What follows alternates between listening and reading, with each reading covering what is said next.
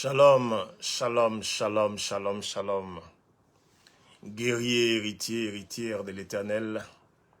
Ce matin encore, nous nous retrouvons pour notre rendez-vous, n'est-ce pas, hebdomadaire pour parler de notre Dieu, pour parler un peu de ce qui concerne, n'est-ce pas, le royaume, notre royaume, celui-là même que Dieu nous a réservé, qui a préparé, qui nous réserve, afin que, finissant notre passage sur cette terre, nous puissions y accéder pour qu'ensemble, nous soyons toujours à le glorifier, à le magnifier. Bien-aimés, c'est toujours pour moi une joie. C'est une joie de partager ce que le Seigneur me donne de pouvoir recevoir comme instruction, comme enseignement, comme révélation, n'est-ce pas? C'est pour moi une joie de la partager parce que ce ne serait pas intéressant que je sois le seul à profiter. La Bible déclare que lorsque quelqu'un découvre un trésor, n'est-ce pas, il ne garde pas ce trésor pour lui. Il permet que tout le monde puisse en bénéficier. C'est pourquoi aujourd'hui, nous allons encore parler de l'Éternel. Alors, le thème d'aujourd'hui, c'est la Bible ou le monde, Yeshua ou Satan, n'est-ce pas? Le sous-thème, c'est les saintes convocations de l'Éternel. Bien-aimés, il est important qu'on se parle. Il est important véritablement qu'on se parle parce que nous sommes dans un monde pourri. Il est important de le dire tel que la chose se présente. Un monde pourri. Dans ce monde-là, c'est infiltré, n'est-ce pas, une entité qu'on appelle Satan. Et qui a propagé le mensonge à plusieurs niveaux. C'est-à-dire souvent, tu découvres un mensonge et tu t'appuies sur ça pour pouvoir n'est-ce pas, t'exprimer. Mais tu oublies que il y a encore d'autres mensonges. Et si tu te presses de parler, tu risques de te fourvoyer. Je me rappelle que lorsque nous étions encore jeunes, il y a un jeu auquel on s'adonnait, c'était le jeu de poker. Il y avait des gens qui maîtrisaient ce jeu-là, au point de, dans le paquet de cartes, faire ce qu'ils appellent le calage. C'est-à-dire, il peut mettre plusieurs pièges dans le paquet de cartes.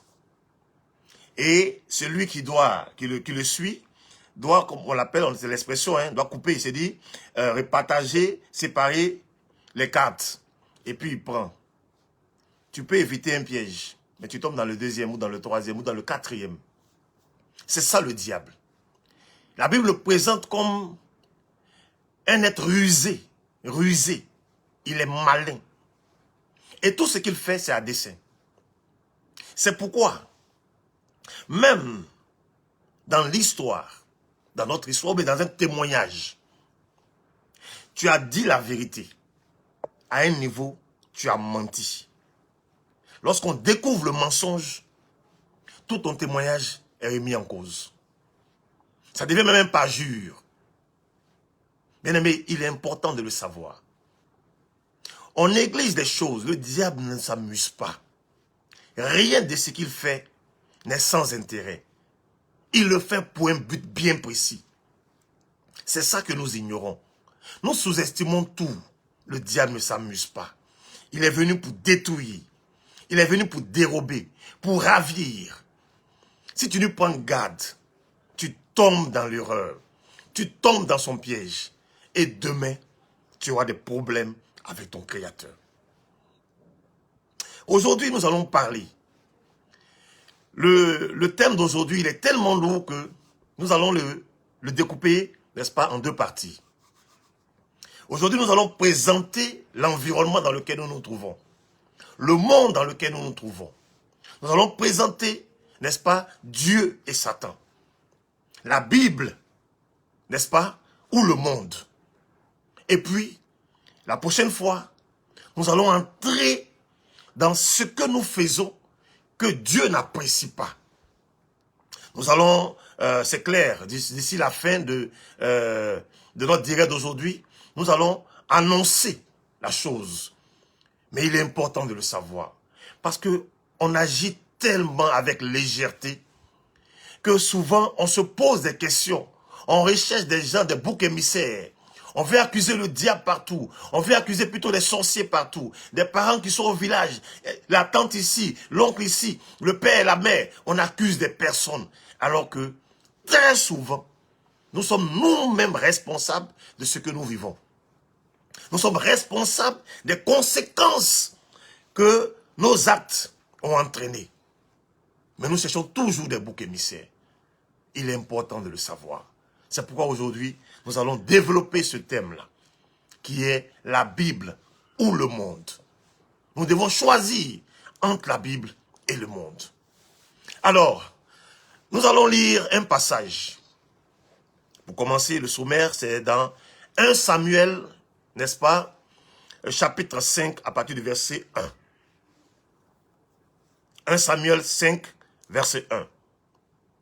Les Philistins prirent l'arche de Dieu et ils la transportèrent à Ebenezer, à Asdod. Après s'être emparés de l'arche de Dieu, les Philistins la firent entrer dans la maison de Dagon et la placèrent à côté de Dagon. Le lendemain, les Asdodiens, qui s'étaient levés de bon matin, trouvèrent Dagon étendu la face contre terre, devant l'arche de l'Éternel.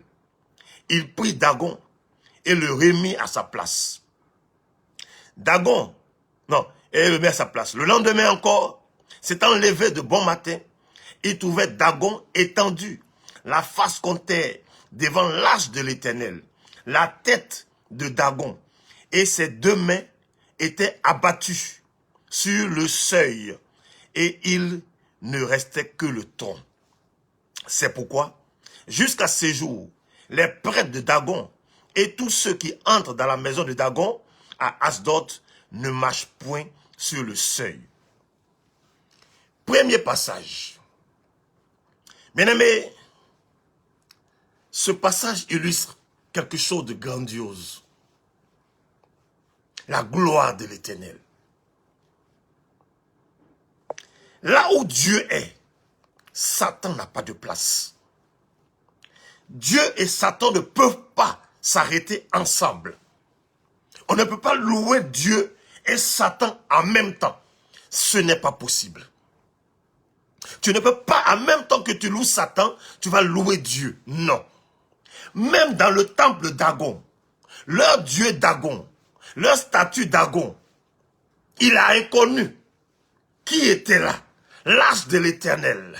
Ils ont reconnu que Dieu était puissant. On ne s'amuse pas avec l'Éternel. Nous avons tendance à nous amuser avec Dieu. Je comprends aisément, on ne le connaît pas.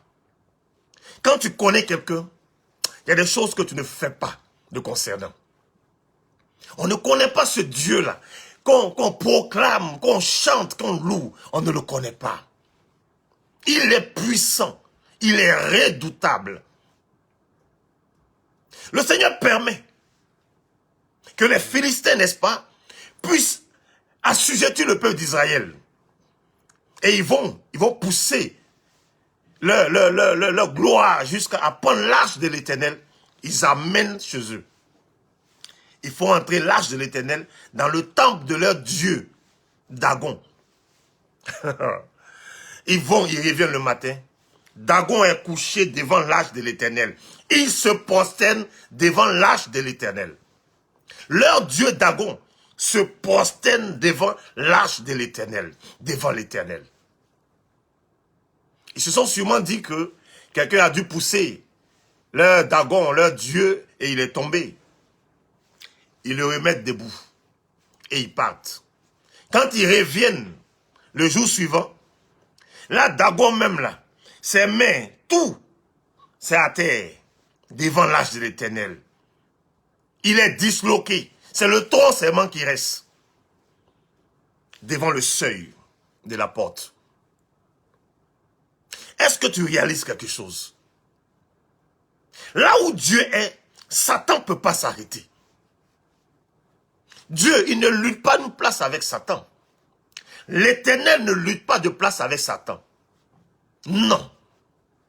L'Éternel, c'est lui le créateur de toutes choses. Il ne lutte pas de place avec Satan. C'est lui le maître. C'est lui le créateur. On ne peut pas l'assimiler à un Dieu quelconque. On ne peut pas l'assimiler à un démon. Non, il ne permet pas ça.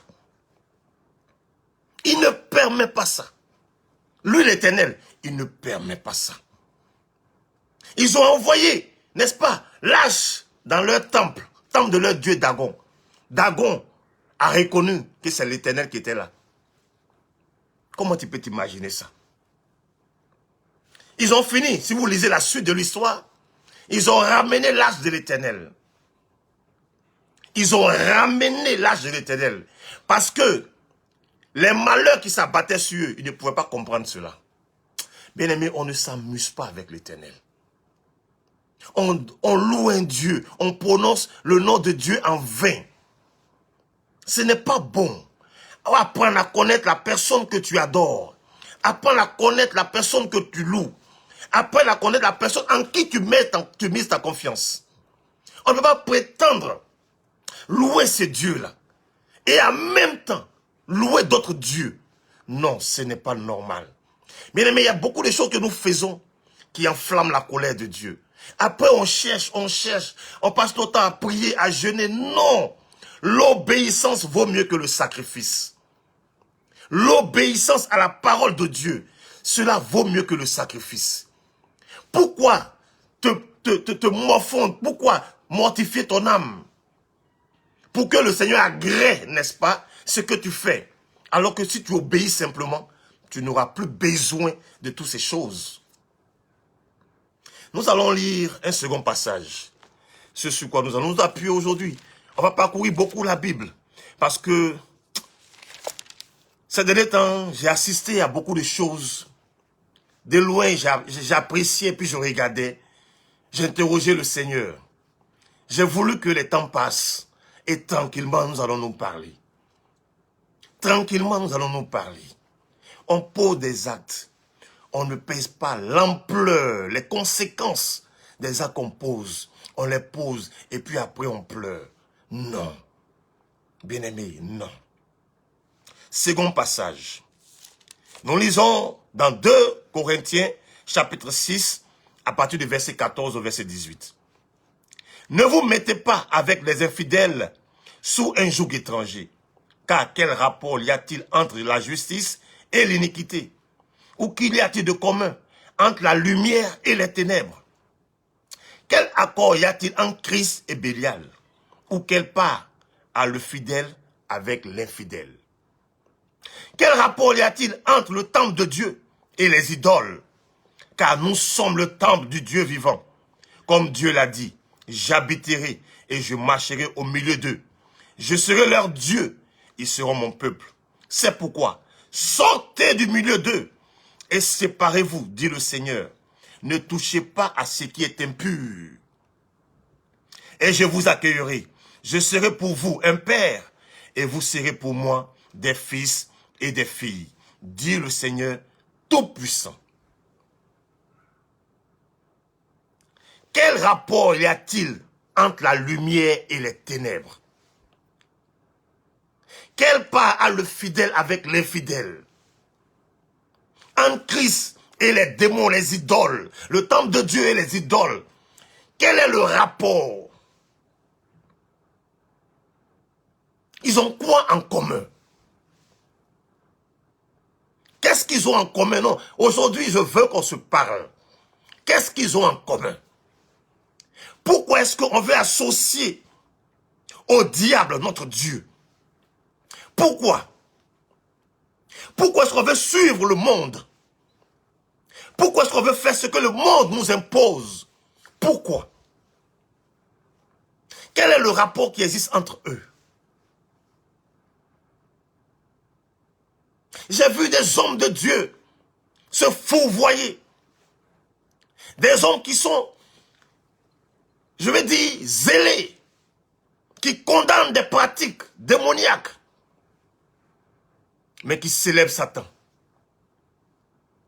Qui célèbrent Satan. Est-ce par ignorance ou c'est fait à dessein?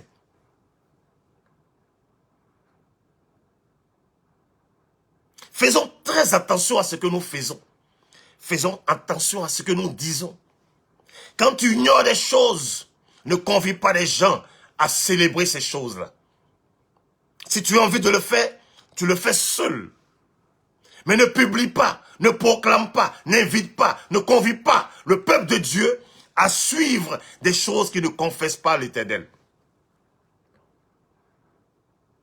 Il est dangereux. Nous conduisons le peuple de Dieu, n'est-ce pas, à pratiquer l'idolâtrie, à s'adonner à des abominations. C'est très dangereux. Toi, le même qui dit ça, ce n'est pas bon. Vous pratiquez la magie, vous utilisez la magie pour faire l'œuvre de Dieu. C'est condamnable. La Bible défend ces choses. Toi, le même encore, tu viens dire, oui, ce n'est pas biblique. Ça, ce n'est pas écrit dans la Bible. Je ne crois même pas à ça. Mais faisons. Il y a quelque chose qui ne va pas. Il y a quelque chose qui ne va pas. Et quand on vous pose des questions, vous demandez aux gens de vous donner des passages bibliques. Pendant que vous-même, quand vous dites aux gens de faire, vous ne donnez aucun passage biblique. Quand vous conviez les gens à célébrer le diable, vous donnez un passage biblique pour le faire? Non. Et quand on vous reprend, c'est vous qui allez maintenant demander aux gens, montrez-moi dans la Bible où c'est écrit de ne pas faire. Mais tu as montré aux gens où c'est écrit dans la Bible qu'il faut faire? Non. Les temps sont mauvais. Le diable est en train de travailler. Il est en train de détruire, d'égarer le peuple de Dieu. Et vous venez l'encourager. Vous venez être ses complices parmi le peuple de Dieu. Est-ce que vous connaissez l'implication des célébrations? Toute célébration a un esprit. Toute célébration a une idée, a une motivation, a une raison. Quelle est la raison qui anime vos célébrations païennes? C'est laquelle? C'est laquelle? Vous voulez profiter des célébrations païennes pour convertir les gens. Mais vous vous fourvoyez. Vous vous fourvoyez. Vous vous contredisez. Pourquoi est-ce que lorsque, par exemple, les musulmans célèbrent leur fête, vous ne profitez pas de ces jours-là pour évangéliser? Pourquoi vous ne le faites pas? Vous qui cherchez des occasions pour sauver des âmes, qui voulez assimiler, n'est-ce pas, notre Dieu aux pratiques païennes démoniaques. Pourquoi lorsque les musulmans célèbrent leurs différentes fêtes, vous ne profitez pas, par exemple, de la nuit du Maouloud ou bien quoi, où il y a des veillées? Vous ne profitez pas, vous aussi, vous n'organisez pas des veillées ces jours-là. Pourquoi vous ne le faites pas? Si tel est que vous voulez profiter des œuvres démoniaques pour gagner des âmes à Dieu, pourquoi, lorsque les musulmans fêtent, vous ne faites pas aussi? Vos frères catholiques, lorsqu'ils fêtent l'Assomption, pourquoi vous n'allez pas à l'église ce jour-là? Pourquoi vous n'allez pas à l'église ce jour-là? Pourquoi vous n'organisez pas aussi des cultes pour pouvoir gagner des âmes? Si tel est que votre motivation véritable est de gagner des âmes, de profiter des fêtes païennes pour gagner des âmes. Vous dites que c'est vos frères. Ceux qui sont vos frères là, ils ont une fête qu'ils appellent l'Assomption. Mais ce jour-là, vous restez à la maison. Il y a quelque chose qui ne va pas. Arrêtez de tromper les gens. Arrêtez de distraire les gens. Vous avez une motivation. Ce n'est pas celle de Dieu. Dieu ne vous a pas envoyé là-bas. Nulle part Dieu a demandé au peuple de Dieu, à son peuple, de suivre le diable. Nulle part. C'est pourquoi, lorsque même il doit donner un héritage, n'est-ce pas, Canaan à son peuple, qu'est-ce qu'il leur dit? Il leur demande de tuer tout ce qui vit. C'est ce que Dieu a dit. Parce que si vous cohabitez, vous finirez par vous corrompre. Vous finirez par adorer leur Dieu. Dieu ne tolère pas ça. Il ne tolère pas ça. La célébration d'un autre Dieu, non, il ne célèbre pas ça. Pourquoi est-ce que tu veux attendre le jour que le monde te donne pour faire ce que tu as envie de faire? Si dans ce que le monde te propose, il y a quelque chose de bon, mais fais-le promptement. Choisis un autre jour et célèbre ton Dieu. Pourquoi tu marches selon le monde et non selon la Bible?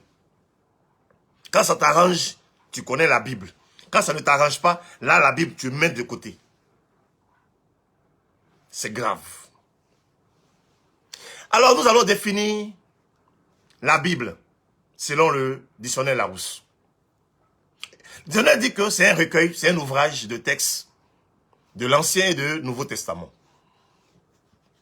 Et nous allons définir maintenant le monde selon le Larousse. C'est un ensemble formé par la Terre. L'ensemble formé par la Terre et des astres visibles, conçus comme un système organisé. Voici les définitions que nous donne le dictionnaire Larousse de la Bible et du monde. Ce sont les deux mots essentiels que nous allons définir aujourd'hui et nous allons avancer. Le dictionnaire biblique maintenant nous donne une définition de la Bible. Bien-aimé, prête oreille.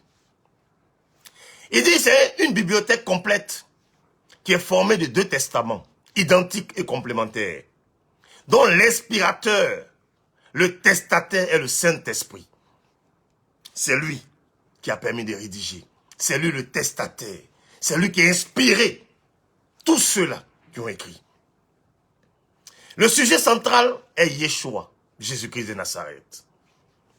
La Bible est composée de 66 livres, écrits par 44 personnages, n'est-ce pas, différents, qui ne se connaissent pratiquement pas.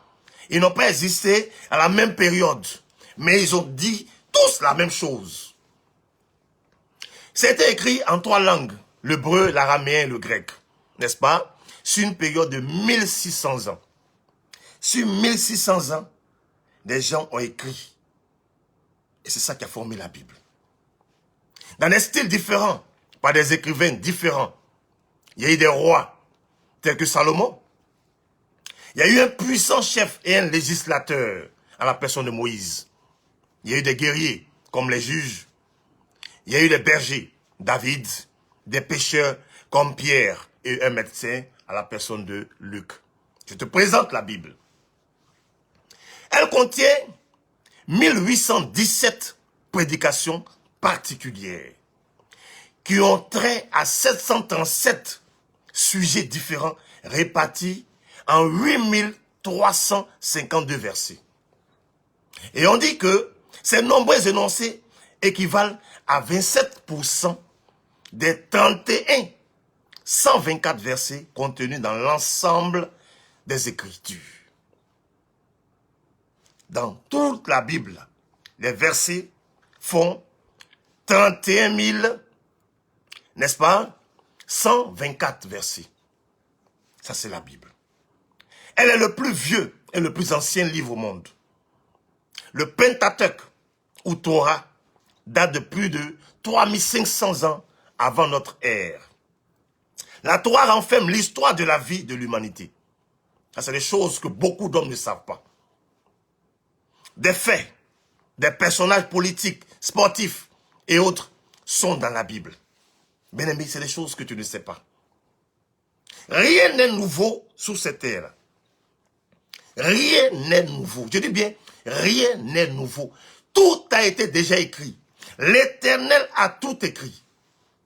Aujourd'hui, faites des recherches. Moi, il y a plus de 10 ans, quand j'ai découvert cela, sur le net, il y a ce qu'on appelle le code de la Bible. Le code de la Bible, le code de la Bible. Les savants juifs, ils sont en train de décoder la Bible. Ils décodent la Bible et ils ressortent des choses que nous vivons, que nous avons vécues, qui sont écrites dans la Bible. Usain Bolt, ce Jamaïcain, son nom est dans la Bible, tu ne sais pas. Ces records sont dans la Bible. Les Michel Platini, tout ça c'est dans la Bible. Les Hitler, les Saddam Hussein, tout ça c'est dans la Bible. Ça a été écrit avant que cela naisse. Ça a été écrit longtemps avant.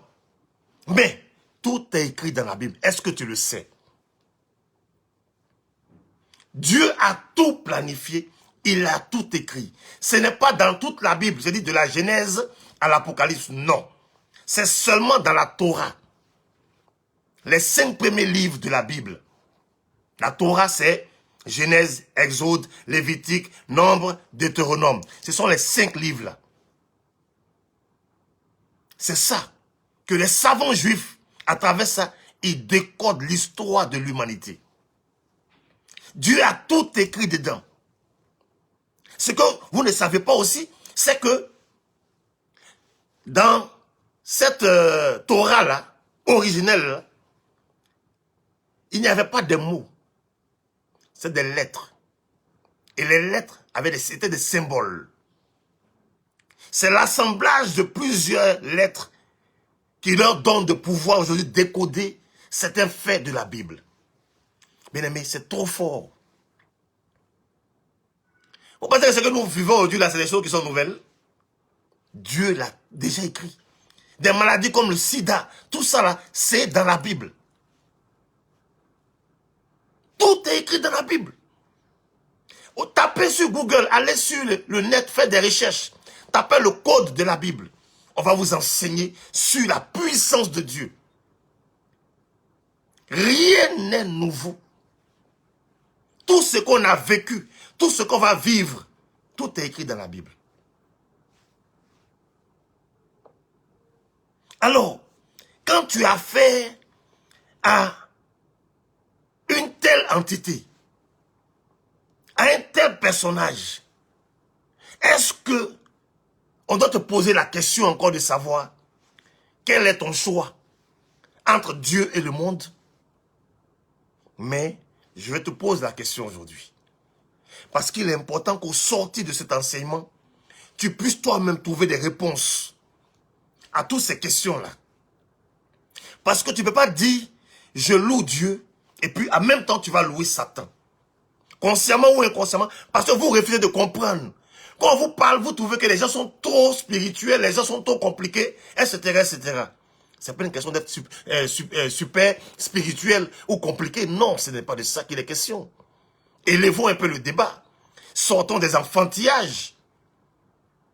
Vous qui dites ça, là, c'est vous les mêmes là qui interdisez certaines choses. Mais pourquoi?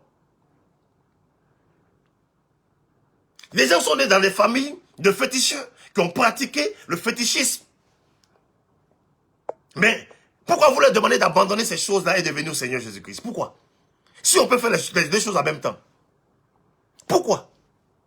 Laissez-les dans leur fétiche. Laissez-les dans leur adoration. Et puis prêchez-leur sur Jésus-Christ. Et puis louez Dieu. Et puis faites pratiquer le fétichisme. Pourquoi vous leur demandez d'arrêter le fétichisme? Pourquoi vous leur demandez de jeter leur fétiche? On ne peut pas mélanger ces deux choses-là. Non, on ne peut pas mélanger ces deux choses-là. C'est comme l'acide et l'eau. On ne peut pas mélanger ces deux choses-là. Pas possible. C'est incompatible.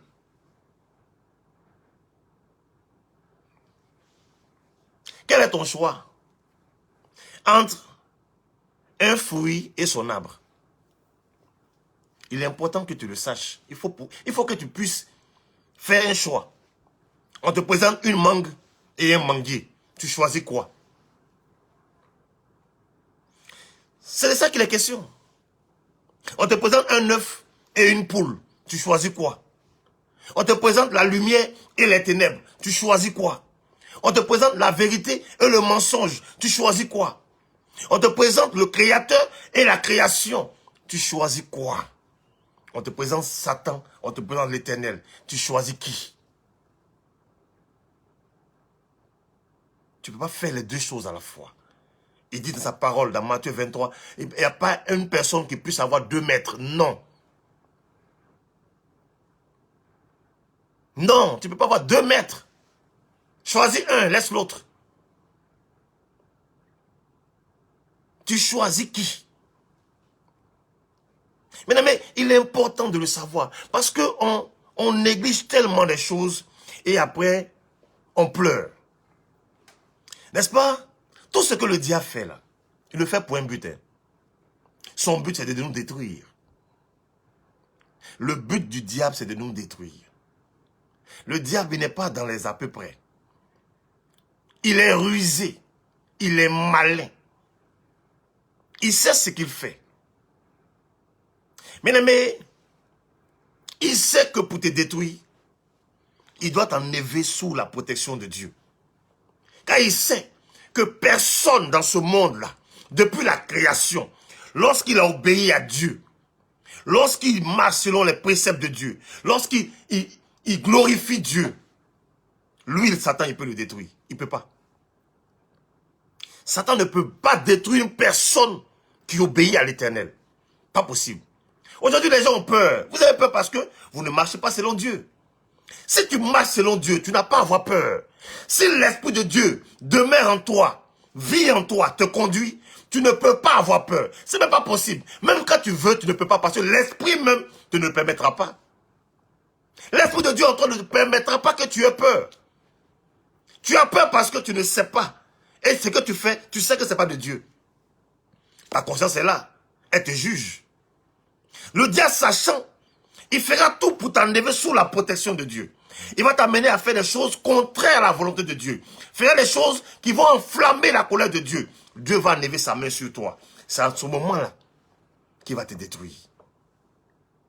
Tant que l'Éternel a sa main sur toi, le diable ne peut rien te faire. Il en est conscient.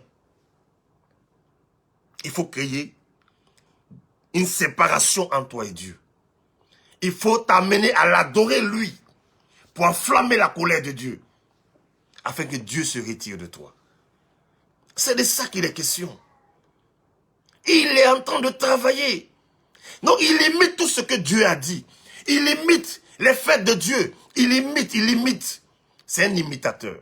Mesdames, un imitateur, c'est un homme qui est dangereux. C'est celui qui est près de toi, qui te connaît là. C'est lui qui va imiter ce que tu as créé. Celui qui est loin, il ne peut pas connaître. C'est lui qui a travaillé avec toi, il connaît comment tu procèdes. C'est lui là qui va aller pour reproduire la chose. C'est ce que Satan fait. Mais Dieu lui a caché tellement de choses que aujourd'hui il est déchaîné. Mais il n'a pas changé de vision. Il a toujours convoité la gloire de Dieu. L'imitation vient pour détruire l'original. Si tu te peines à créer quelque chose, que à côté des personnes imitent la chose, bien aimé, ils vont t'amener à perdre beaucoup de choses. Un manque à gagner. Parce que la masse est pauvre. Donc même l'original, si c'est cher, tu n'auras pas de clients. Tu risques de ne pas avoir de clients parce que les gens vont préférer l'imitation. Là, c'est moins cher. Le diable sait ce qu'il fait. Il sait ce qu'il fait. Il imite tout de Dieu. Il imite tout ce que Dieu a créé. Il reproduit les célébrations de l'Éternel. Afin que nous, enfants de Dieu, on puisse l'adorer. Nous sommes nés dans un monde, on est venu trouver des choses, c'est vrai. Mais lorsque nous recevons la lumière, devons-nous encore continuer à faire ces choses-là? Non. Tu es la lumière du monde. La lumière vient pour éclairer les ténèbres. Mais si toi tu es la lumière et que tu marches dans les ténèbres et que tu te tais, tu vas éclairer qui? Des gens sont dans l'obscurité, les gens ont besoin de lumière pour trouver une voie de sortie. Toi, tu as une torche par exemple, tu rentres dans le lieu et puis tu éteins la torche. Vous êtes tous aveugles. On ne sait pas qui conduit qui. Ou bien toi-même tu viens et puis tu dis non, pourquoi est-ce que moi je vais éclairer les gens, donc toi-même tu t'éteins. Tu éteins la lumière en toi, tellement tu es méchant. Mais comment est-ce que les gens pourront véritablement être sauvés? C'est de ça qu'il est question. Non, vraiment, c'est trop vilain ce qui se passe. C'est trop vilain ce qui se passe dans le peuple de Dieu. Donc je disais que le diable a une vision c'est celle d'éteindre Dieu, de faire disparaître la mémoire de Dieu, de faire disparaître les œuvres de Dieu, de faire disparaître tout ce qui appartient à Dieu, pour que lui, il s'installe. Il a toujours convoité cette gloire-là. Et nous l'accompagnons dans ces pratiques. Consciemment ou inconsciemment, nous l'accompagnons. Parce qu'il y a des gens qui refusent de comprendre. Tu étais ignorant hier, on t'apporte la révélation, on t'apporte la lumière, mais tu refuses. On est venu trouver ça au... Non, on l'a fait. Ça veut dire quoi? Ça veut dire quoi? Avec ça, tu vas prétendre que tu es né de nouveau? Es-tu né de nouveau? Non. Tu ne peux pas être né de nouveau et puis avoir cette même mentalité. Non, c'est pas possible. Il y a des choses que tu sais rejeter. Il y a celles-là que tu ne peux pas rejeter parce que tu as peur de ce que les gens diront. Tu as peur de ce que les gens penseront de toi. Tu suis le monde.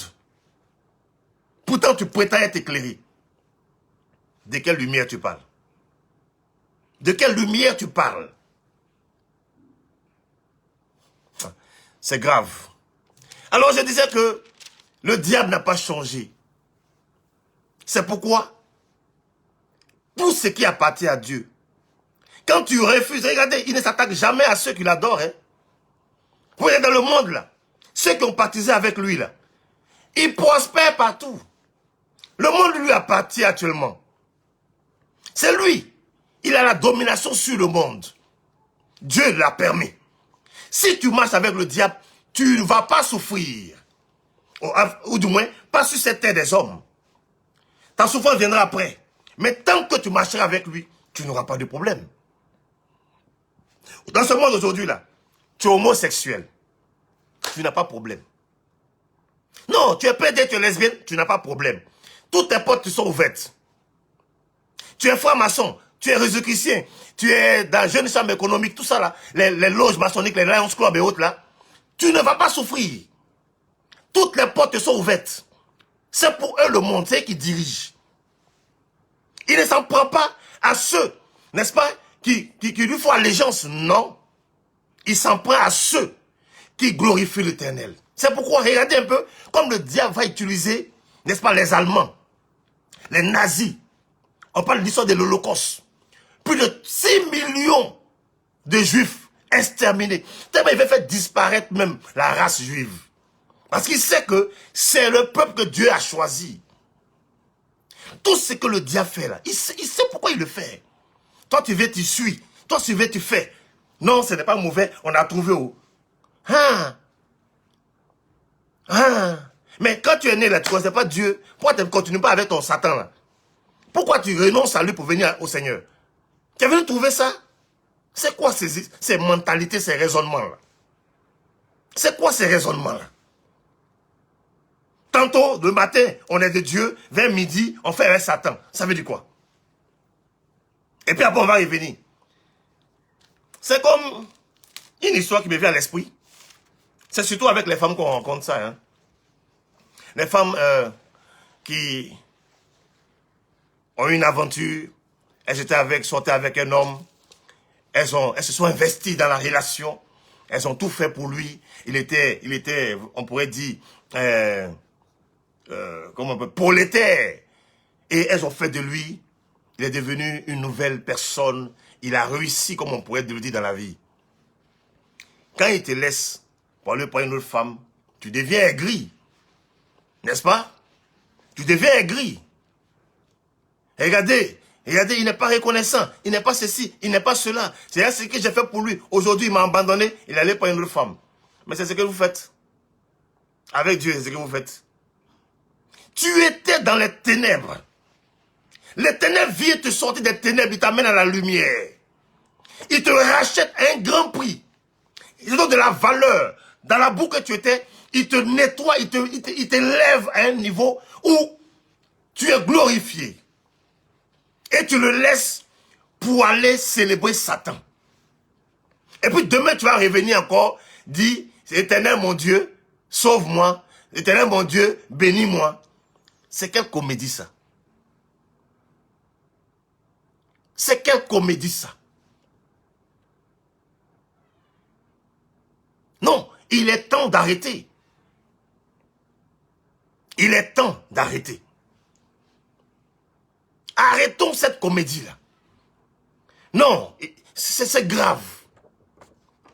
Ce que tu ne vas pas aimer, c'est ce que tu fais. Hein? Donc quand on parle, j'ai vu des gens se lancer des pics sur les réseaux sociaux, des hommes de Dieu, n'est-ce pas? Il y en a qui trouvent que certains qui révèlent les faces cachées de certaines célébrations, n'est-ce pas? On va y arriver. C'est distros spirituels et s'ils sont trop fâchés, qu'ils demandent à Dieu de les enlever de cette terre. Mais c'est enfantin. Dieu lui-même, il ne savait pas que le monde était pourri et puis il est venu. Pourquoi il est venu? Pourquoi il n'est pas resté là-bas et puis il est venu? On est là pour une cause. On est là pour une mission. On doit l'accomplir et partir. C'est pourquoi on ne doit pas s'attacher aux choses de ce monde. Non, élevons un peu le niveau du débat quand même. C'est trop enfantin ça. Non, si tu es trop fâché, si tu peux être trop spirituel que le monde est pourri, alors demande à Dieu de t'enlever. Ça veut dire quoi ça? Ça veut dire quoi ça? Non! Dieu lui-même savait que le monde était pourri. Jésus-Christ vient dans le monde là. C'est à quel moment? Le monde était déjà corrompu. Satan était à l'œuvre déjà. Les idolâtries, les abominations existaient déjà. Et puis il vient quand même. Il vient pour sauver ce monde.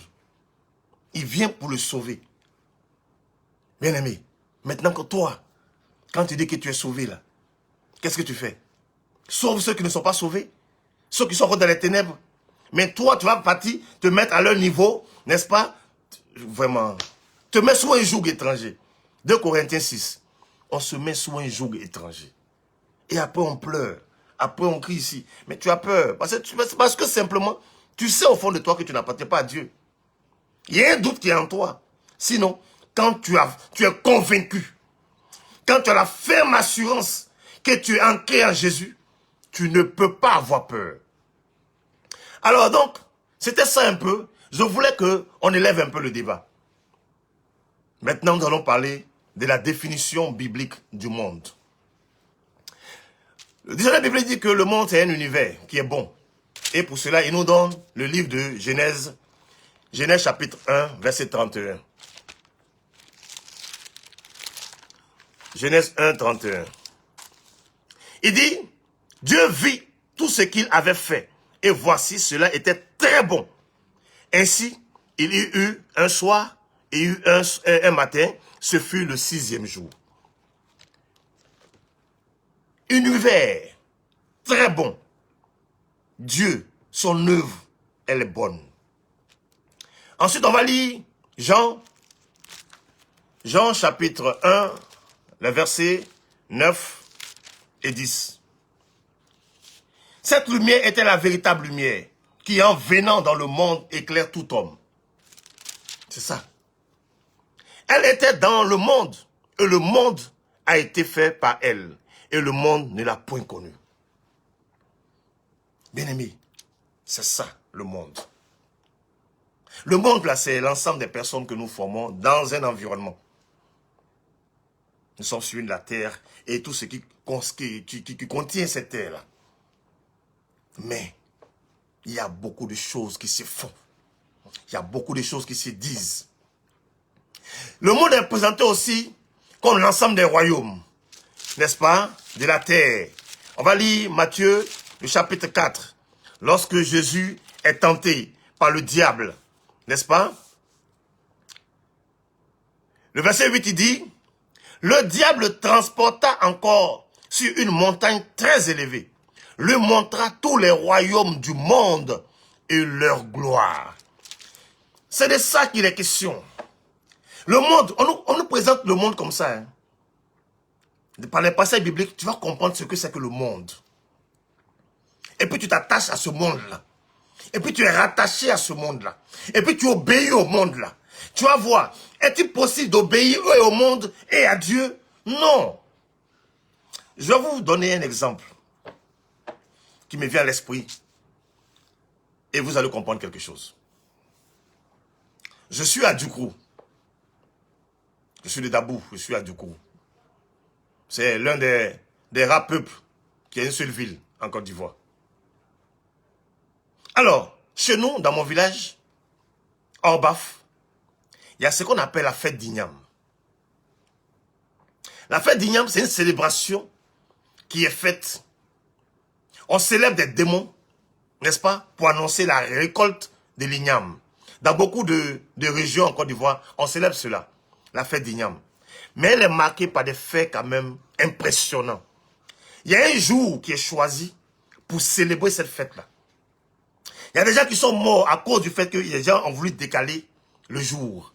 Il y a eu des morts. On ne s'amuse pas. Quand des gens ont choisi un jour pour célébrer le diable, ne t'amuse pas avec eux.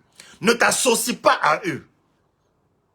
Éloigne-toi d'eux. Séparez-vous du milieu d'eux. C'est ce que la Bible nous dit. Si tu ne peux pas sortir du village, reste chez toi. On ne rentre que la veille. On ne rentre pas le même jour. Seuls les cracks, pour ne pas dire les sorciers, pouvaient rentrer le même jour de la célébration de cette fête. Mais comment ça se passe? Dans mon village, il y a six quartiers. Chaque quartier a son marigot, a son génie. Donc, très tôt le matin, les gens se lèvent, ils vont au marigot, ils vont adorer leur génie et ils vont préparer l'igname, le foufou, avec l'huile là, rouge, avec des œufs, ils mangent. Et puis, ils prennent le pouvoir avec le génie, ils rentrent au village. Ils ont une eau qu'ils font, ce jour-là, même quand tu n'es pas sorcier, même quand tu n'es pas clairvoyant, il y a des feuilles qu'ils mettent dans une eau, quand tu bois l'eau, ou quand tu te frottes les yeux avec, tes yeux s'ouvrent, et tu vois tout ce qui se passe. C'est seulement ce jour-là, pour ceux qui ne sont pas sorciers. Quand c'est fini, c'est fini. Du matin, 6 h jusqu'à 18 h, la fête est finie. Mais pendant cette fête, vous voyez la démonstration de la sorcellerie à outrance. Des gens qui sont comme ivres et qui font des choses impensables. Impensables. Des femmes qui peuvent se mettre nues et qui ouvrent, excusez-moi le thème, leur sexe, qui peuvent mettre même de l'argent. Parce que chaque quartier, du premier, il doit partir jusqu'au 6e et pour revenir. Il y a 6 quartiers. Donc, dans chaque quartier, quand vous quittez le premier, vous dépassez le 2e, ensuite le 3e. Dans chaque quartier, les habitants de ce quartier vont placer un piège pour vous empêcher de passer. Vous devez leur démontrer que vous êtes fort en enlevant le piège, en ôtant, si tu veux, la barrière, et puis en passant. Et chaque quartier vous pose un piège, ainsi de suite, jusqu'à ce que vous arriviez au 6e et vous retourniez. Ceux du 2e feront pareil. Ils vont traverser tous les 5 autres quartiers. Donc c'est la démonstration de puissance. Mais ce jour-là, vous assistez à des choses pas possibles. Quand vous les voyez, ils sont en transe. Les yeux de ceux qui sont curieux s'ouvrent. Parce qu'ils sont allés, ils ont bu l'eau, parce qu'ils sont frottés, n'est-ce pas, les yeux avec des feuilles, tout et tout. Mais le soir venu, vous les voyez, c'est des personnes transformées. C'est d'autres personnes que vous voyez. Des gens qui peuvent prendre des couteaux, s'éventrer. Qui font des choses extraordinaires. Sous le pouvoir de qui? Des génies. Il y a des pasteurs dans mon village. Il y a des éminents serviteurs dans mon village. Il n'y a pas un qui va s'amuser à dire, ce jour-là, on va évangéliser. Tu vas mourir. Dieu ne t'a pas envoyé là-bas. Il n'y a pas un autre jour pour évangéliser. Il n'y a pas un autre jour pour évangéliser. C'est ce jour où ils célèbrent leur démon là. C'est ce jour-là, tu vas venir évangéliser. Tu es dans quoi? Dieu ne t'a pas envoyé. Ils vont te tuer. Avec fracas.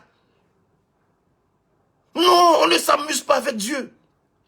Tu ne tenteras pas l'Éternel ton Dieu. Là où il ne t'a pas envoyé, n'y va pas. Dans les 365 jours, il n'y a pas un autre jour, toi tu vas choisir pour évangéliser. C'est le jour où ils vont célébrer leur démon là. C'est ce jour-là, toi tu vas venir évangéliser. Toute je dis bien toute fête a une motivation, a un esprit. Toute célébration a une raison. Moi, je vous convie à l'anniversaire de mon fils. Toi, tu vas venir évangéliser. Tu es dans quoi? Maintenant, c'est que je ne comprends pas. Vous nous faites croire, par exemple, que le 25 décembre, c'est la naissance de Jésus-Christ. Parce que beaucoup de chrétiens ne savent pas encore. Beaucoup d'enfants de Dieu ne savent pas encore. Vous dites que c'est l'anniversaire de la naissance de Jésus-Christ. Mais pourquoi vous ne dites pas joyeux Jésus-Christ? Pourquoi vous ne dites pas joyeux Jésus-Christ? L'homme, sa fête là, vous ne prononcez pas son nom. Et puis c'est Noël. Nous, qui est Noël là? Noël là, c'est qui? Mais attends. L'homme, vous célébrez son anniversaire. Vous ne dites pas son nom. C'est possible. Ah. Pourquoi vous ne dites pas joyeux Jésus-Christ? Joyeux Elohim, mais je ne sais pas quoi. Et puis vous dites joyeux Noël. Noël, c'est qui? C'est son anniversaire. Mais dites-vous que c'est l'anniversaire de Noël. En ce moment, nous, on ne célèbre pas ça aussi. Ouvrons les yeux. Ouvrons les yeux. Il nous amène à adorer le diable. On adore le diable. On adore le diable. Oui, je l'ai fait hier, mais aujourd'hui, je ne peux plus faire ça. Aujourd'hui, je ne peux plus faire ça. Vous êtes nombreux. Vous m'avez, qu'on appelle ça, souhaité mes meilleurs vœux. Je n'ai pas répondu. Tout au plus, j'ai dit, demain béni. Mais amen, amen, je ne dis pas même. Pourquoi? Parce que j'ai découvert que ce n'est pas bon. Je ne peux pas être témoin de ça. Je ne peux pas être, je dis, complice de cela. Non, je refuse. Bien aimé, je refuse. Sylvestre. Qui est Sylvestre?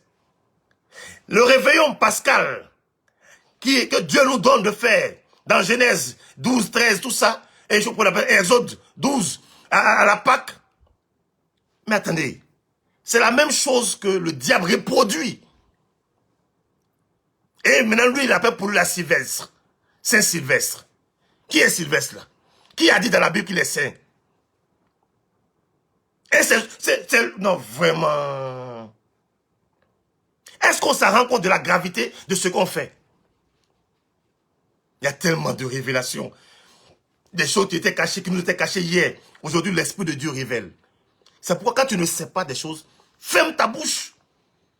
Ne convie pas les gens à célébrer le diable. Non. Ne convie pas les gens à célébrer le diable. Joyeux Noël. C'est l'anniversaire de Noël ou bien c'est l'anniversaire de Jésus-Christ. La fête dont même, je dis l'essence, c'est-à-dire les fondements de la fête même sont fausses. La base est fausse. C'est le mensonge. C'est le mensonge.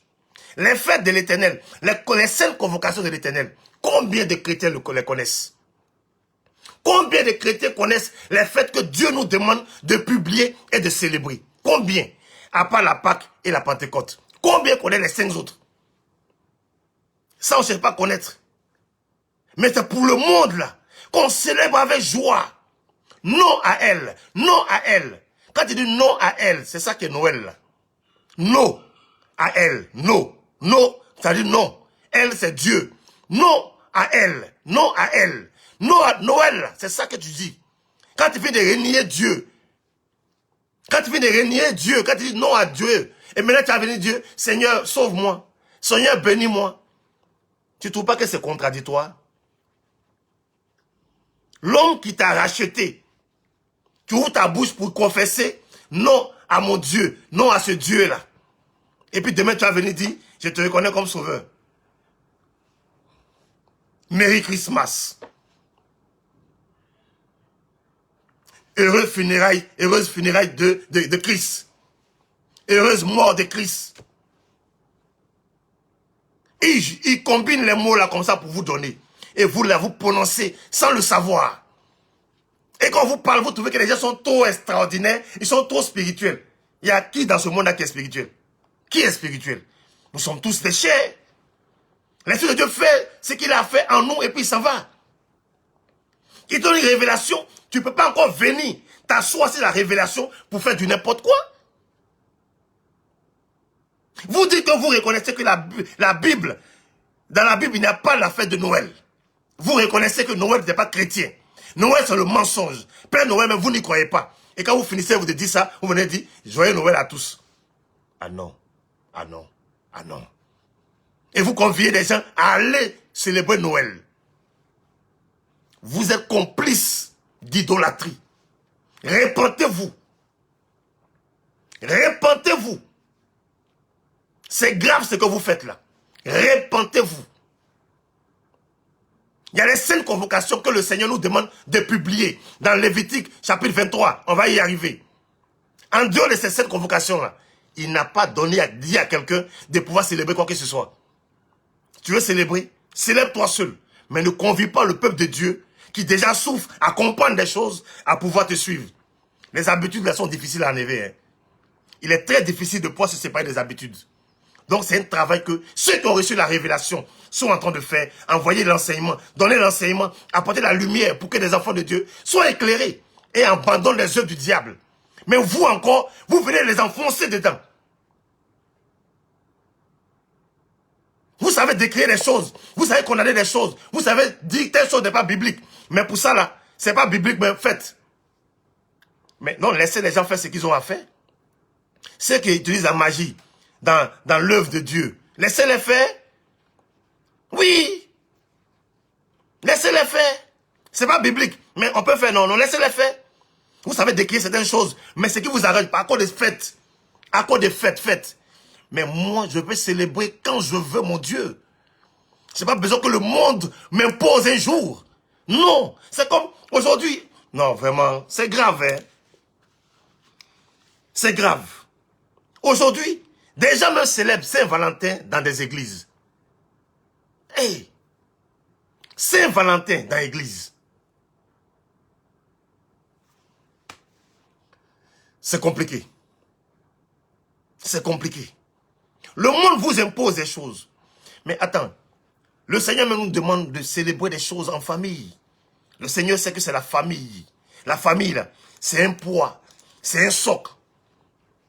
Donc, en dehors des jours qu'il m'a prescrits, je veux, quand j'ai les moyens, je le fais.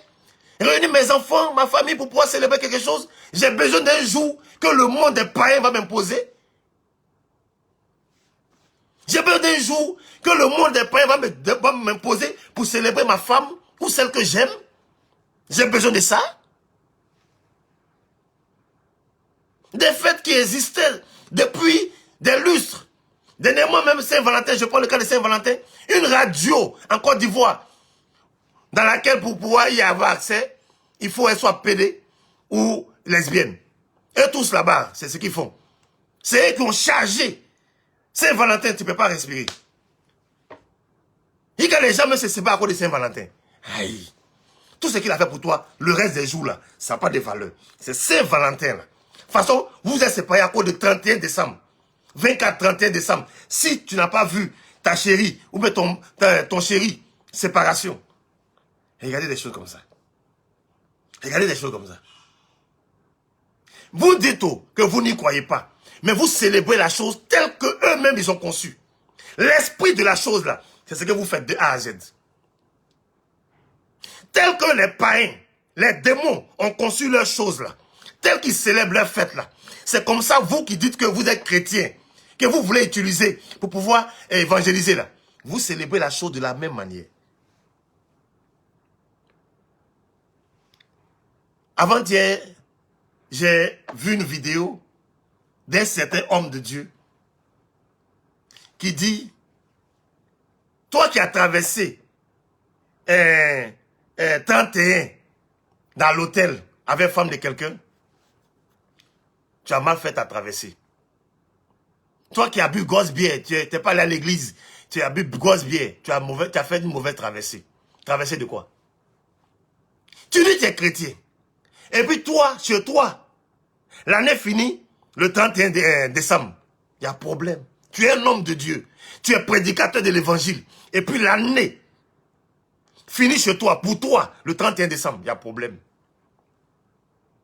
Pour moi, l'année 2021, dans mon esprit, va finir la nuit du 13 au 14 mars, à la Noël, à la Pâque plutôt. À la Pâque. La Pâque est le premier jour de l'année, selon Dieu, selon la Bible. C'est ça que moi j'obéis. Je suis dans le monde. Je dois faire un courrier, je vais mettre la date, c'est vrai, mais je n'y crois pas. Je marche selon mon esprit. C'est pourquoi il dit les véritables adorateurs sont ceux qui l'adorent en esprit et en vérité, et non dans la chair.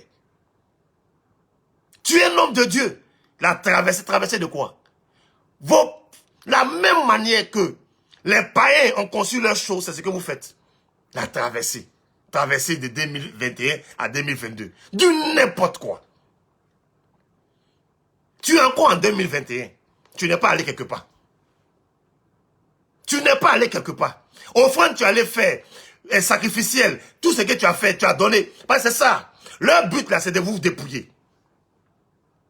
Et je même dis que cette année-là, tu faut venir d'abord à l'église jusqu'à minuit.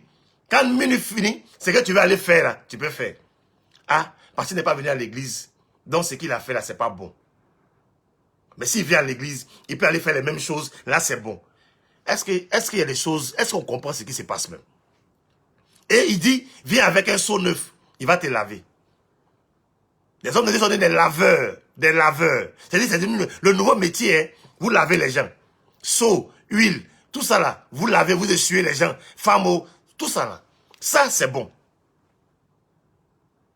Tel que le diable a conçu sa célébration, c'est comme ça que vous êtes en train de la célébrer. Et vous prétendez que vous le faites pour Dieu. Non, Dieu ne vous a pas envoyé là-bas. Dieu ne vous a pas envoyé là-bas. Le temps est avancé. On va laisser le reste pour la prochaine fois. Parce qu'il y a beaucoup à dire. On va parcourir la Bible. C'est pas possible. On ne peut pas être ignorant jusqu'à ce niveau-là. Moi, je vais terminer pour dire une chose. On va lire une chose. Et puis, la prochaine fois, on va continuer. Daniel, chapitre 6. Daniel 6. On va lire.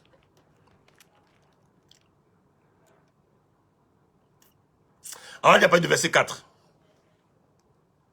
Alors les chefs et les satrapes cherchaient une occasion d'accuser Daniel en ce qui concernait les affaires du royaume. Mais ils ne purent trouver aucune occasion, ni aucune chose à reprendre, parce qu'il était fidèle et qu'on n'apercevait chez lui ni faute, ni rien de mauvais. Et ces hommes dirent, nous ne trouverons aucune occasion contre ce Daniel, à moins que nous n'en trouvions une dans la loi de son Dieu. Alléluia. Nous trouvons une dans la loi de son Dieu. C'est de ça qu'il est question. L'ennemi cherche à te mettre en porte-à-faux vis-à-vis de Dieu. L'ennemi cherche à te disqualifier vis-à-vis de Dieu. Il va t'amener à désobéir à la parole de Dieu, afin que Dieu enlève sa main sur toi et lui, il aura accès à ta vie pour te détruire. Lisez la suite, vous allez voir.